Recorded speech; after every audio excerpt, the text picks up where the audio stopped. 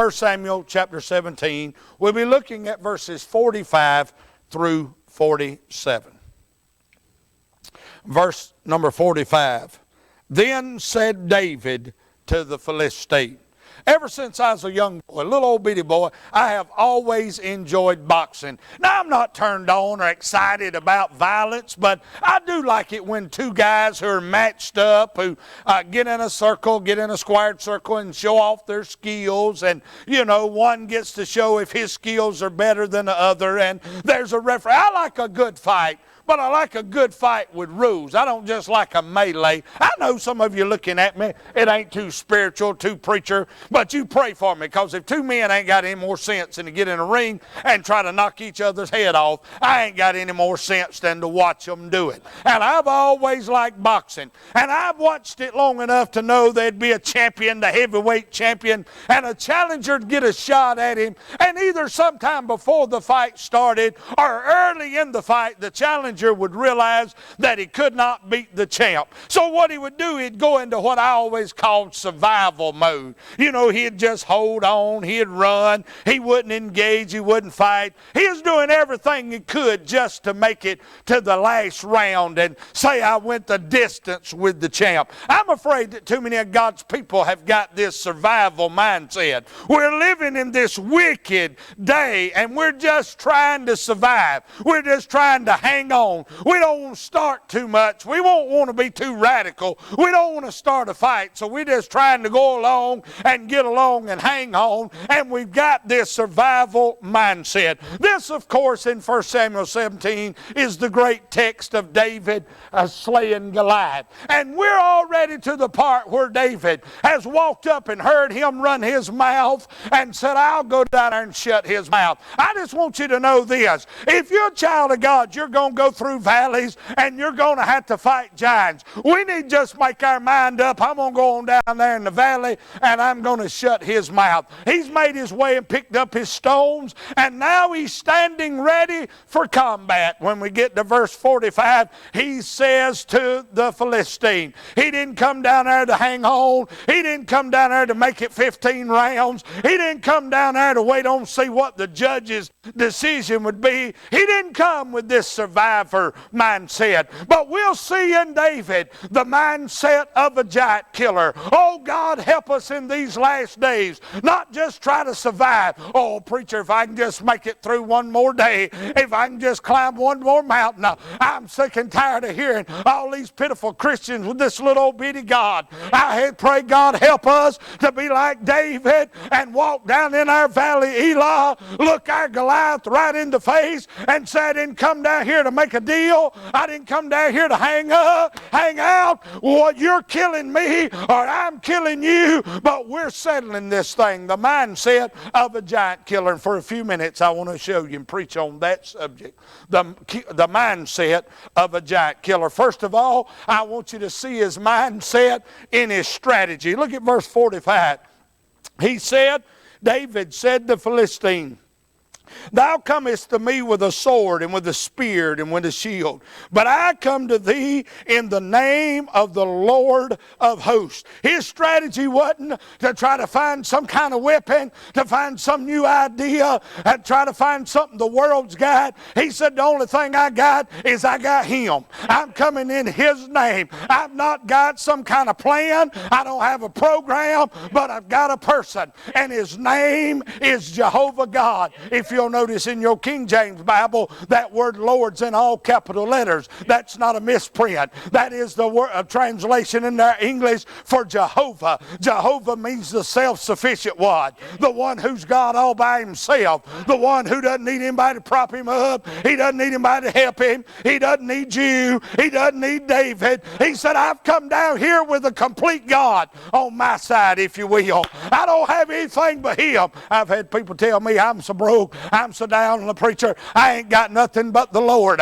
I look back at him and say, you'll find out real quick when all you got's Him, all you need is Him. David said, that's all I've got. You've got all the weapons of the day. You've got the size. You've got the experience. You've got the training. I ought to be dead in just a minute, matter of seconds. But I didn't come down here to die. I brought Him. Hallelujah. I don't know if that's a helping you tonight, but it's a helping me to know that when we have to walk through the valley and we have to face the giant, we can bring Him with us. He said, I'm coming in the name of the Lord.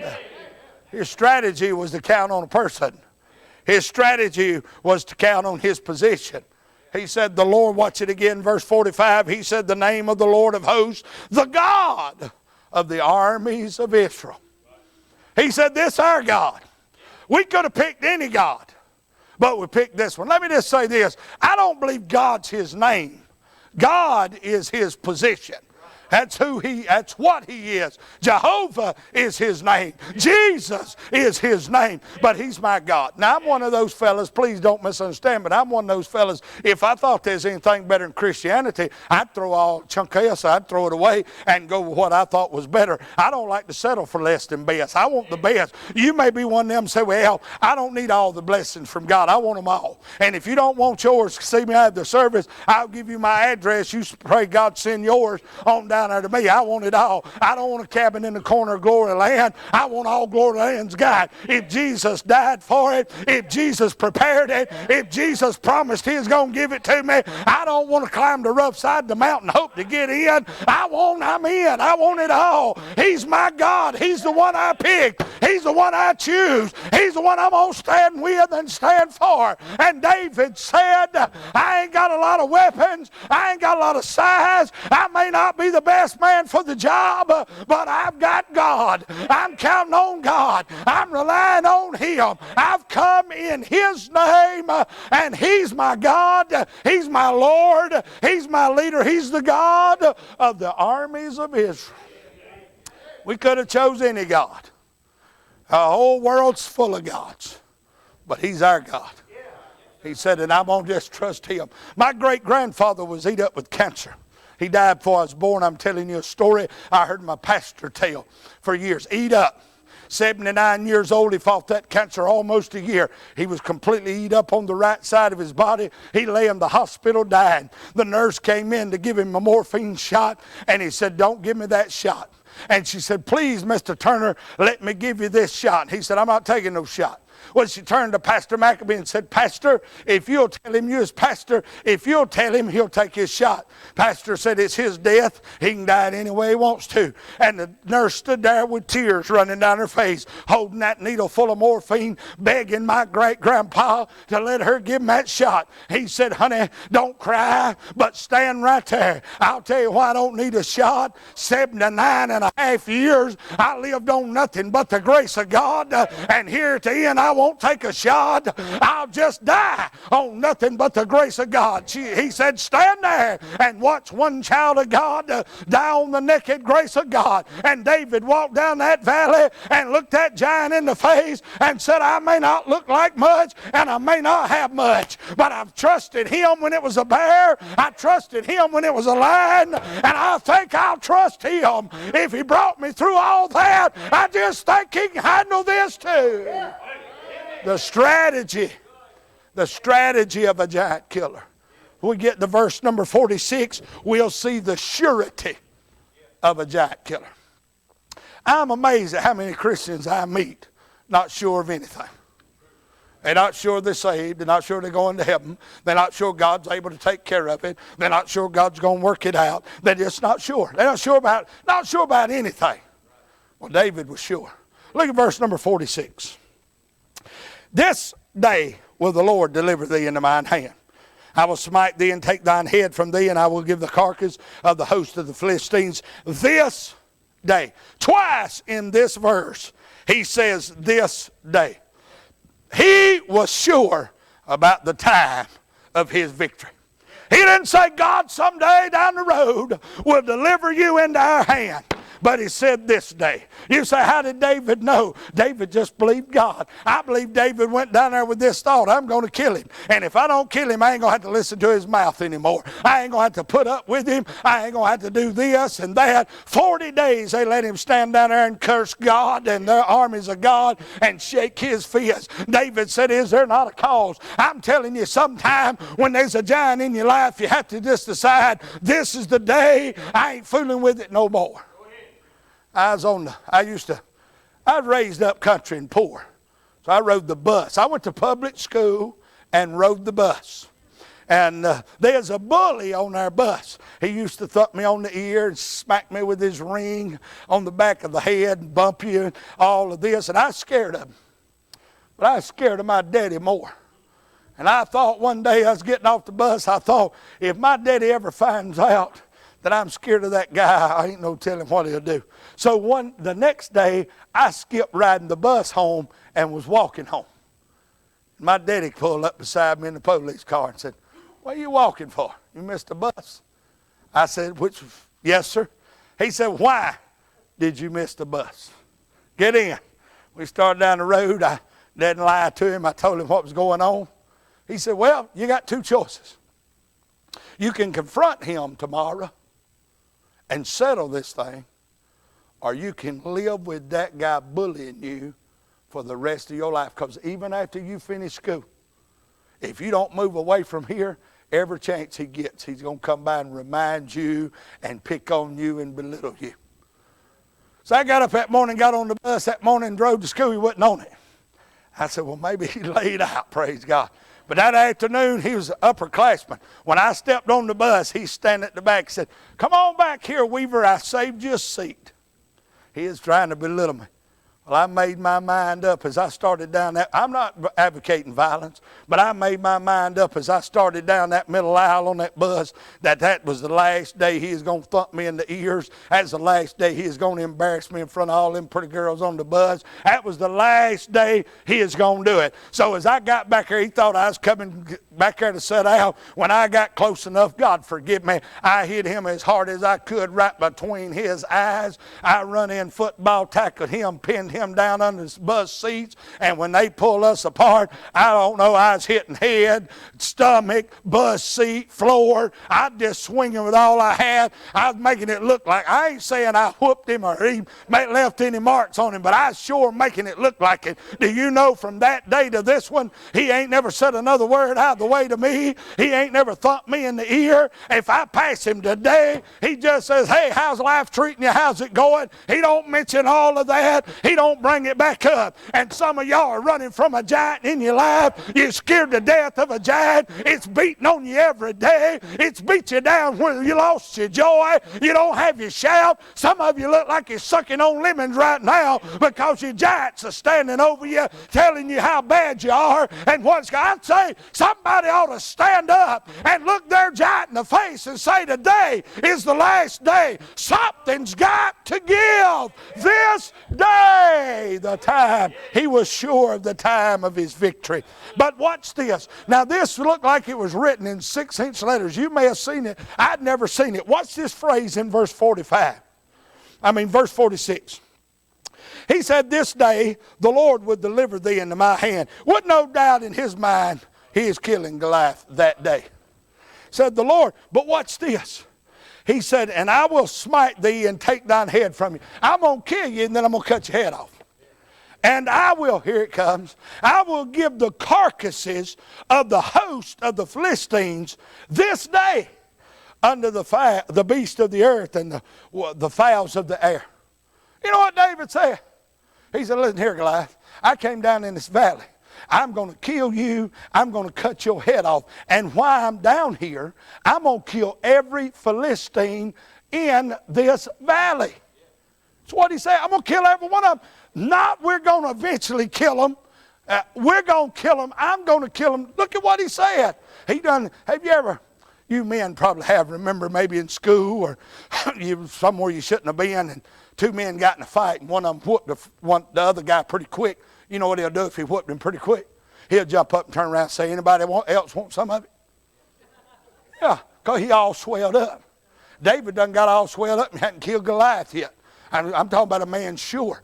He said here, I believe when he come across that brook. Have you ever wondered why did David pick up 5 stones?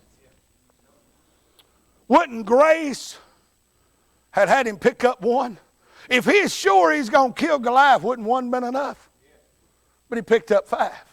Now, I know there are a lot of ideas, and this might not be exactly right. This is what I think. I think when he got that little old brook and he knelt down, he looked, and Goliath was standing out in front of the whole army, out in the middle of the valley.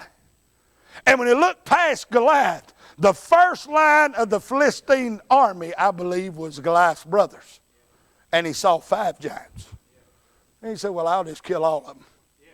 They won't have to worry. I'll get him and them other 4. And he put 5. I believe that's why he put 5 stones in.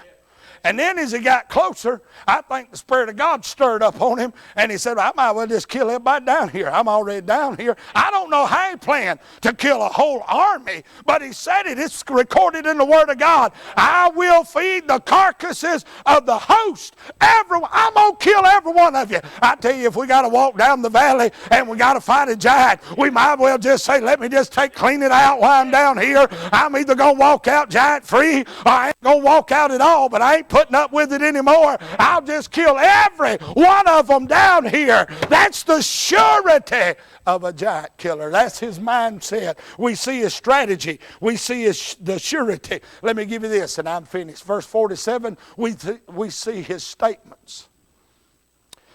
Now, why are you going to do all this, David? He said, so look at the last phrase of verse 46. He said, I'm going to feed them to the fowls of the air, the wild beasts of the earth, that all the earth may know that there is a God in Israel. He said, I ain't going to do it to make a name for myself. I ain't going to do it to be somebody else. I just want everybody in the world to know that that's a real God down there in His. Oh, God, help us in this day of weak Christianity and all this smoozing along and getting along and watering it down and covering it up, that somebody out there would know. Hey, why you think all them missionaries on that board back there? Why you think pastor travels up and down the road preaching the gospel? Why do you think the evangelists out of this church run here and there trying to tell the gospel? I tell you why. I ain't trying to make it honest. I ain't trying to make a name for myself. I ain't trying to be some superstar. I just want the whole world to know at Immanuel Baptist Church, that's a real God at Immanuel. That's a real God down there at my house. That's a real God I serve. He ain't one of them gods you got to prop up. He ain't one of them gods you got to help alone. He's a real God, and I want the world to know it. The world ain't going to just know it because you tell them. The world's going to know it by watching how you handle your valleys and your giants. You say, well, I'm hanging on. The world knows it. You got to compromise to hang on. You got to go away from the game plan. When a boxer starts holding and running and trying to survive, he's abandoned everything he's been taught. When a Christian's just trying to hang on, you know what they do? They abandon everything he just taught. And the world looks and said, well, their God is no better than our God. You remember later the Philistines will overrun the Israelites. God doesn't seem like He does a thing to stop them from whooping Israel. And then they steal the Ark of the Covenant. Now listen, the Ark of the Covenant was not God, but it was an outward visible symbol of the very presence of God. Wherever that Ark was, God was. And so basically, for illustration's sake, God let Israel steal God. And they took it down there to their God's house, Dagon. They set God in Dagon's temple, in front of Dagon. And they came in the next day, you know what Dagon was doing? He was down on his face worshiping God. And so the Philistines had to do what you have to do with false gods. They had to prop him back up. Now God hadn't done a thing. He didn't stop. He didn't lift a finger to stop him from losing a battle. He didn't lift a finger to stop him from getting him, if you will, and taking him, putting him in Dagon's temple. He just, if you give me a little liberty here, he's just standing in Dagon's temple. Dagon's down on his face worshiping him. Say, prop him up. They come in the next day, and Dagon has fallen, and his hands are broke off, and his head's all broke off, and they dumped his men, can't put him back together again, and they can't prop him up, and so they got to do something. We got to get it. God ain't lifted a finger. Hadn't done anything. Just standing there. They say, well, we got to get God out of Dagon's temple because he done killed our God, who's no God. So they take him, and everywhere they start sending him, disease and death follow. God hadn't lifted a finger. They just take the ark over here and set it down. People start dying. They pick it up, say we got to get rid of it, send it over here, set it down, people start dying. They say we got to send that God back. He's too much. Oh God, wouldn't you like to have that much God at your house and in Immanuel Baptist Church? And they said put him on a cart and put 2 milk cows and send that God back. And that God's coming back, and then they reach over there, you know, when they try to move it, they reach over there and touch it, and God kills one of them. And David said, oh, we can't bring it back. Put it in Obed-Edom, same God now. Put it in Obed-Edom's house, and the Bible said that the Lord, that he had God in his house for 3 months, and the Lord blessed everything that Obed-Edom had, hadn't lifted a finger. What I'm trying to get to is we waiting on God to move in a mighty rushing wind, or we're waiting on God to stir and shake the house and do all of these miracles. I got news for you. God kill your giant and bring you through the valley and bless your house and never lift a finger, never have to say a word. He can just stand in your problem and clear up everything going on in your life. He said, I want all the world to know there's a God in Israel. Made a statement concerning the Lord's deity. We're not serving some handmade or man-made God. We're not serving some idea or ideology. We're serving a thrice holy, exalted, all-powerful, all-knowing, all-wise God. And we want the world to know that's our God. And they're going to know about how we handle our valleys, stand against our giants. Made a statement of deity. I'll give you this and I'm done. He made a statement in verse 47 of the Lord's deliverance. He said in verse 47, and all this, now I want the world to know there's a God in Israel. Verse 47, he said, and all this assembly shall know. Everybody standing here will know that the Lord saveth not with sword and spear, for the battle is the Lord's. Here's what it said. God probably ain't going to deliver you like you think he is. Well, that person prayed, Lord, heal my cancer, and their cancer just dried up. And I prayed it, and God didn't dry mine up. He don't deliver with sword and spear and shield. He doesn't deliver my valley and my giant the same way he does yours. Usually, he's going to do it in such a way nobody can get any credit for it but him. Here's my favorite one. When they look and say, we got to perform surgery, you got a knot in, you got a mass in, something like that. We can't wait, we got to do it. And they start rolling and say, well, before we go down, let's take one more look at it. And they look and say, it's gone. Well, it was probably just some dirt on the limbs. Say it any way you want to. I say the Lord doesn't always deliver with the scaffold and radiation and chemotherapy. Sometimes he just shows up.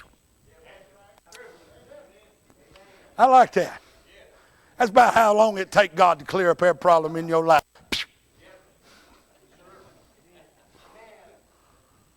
But he ain't going to do it probably the way you thought.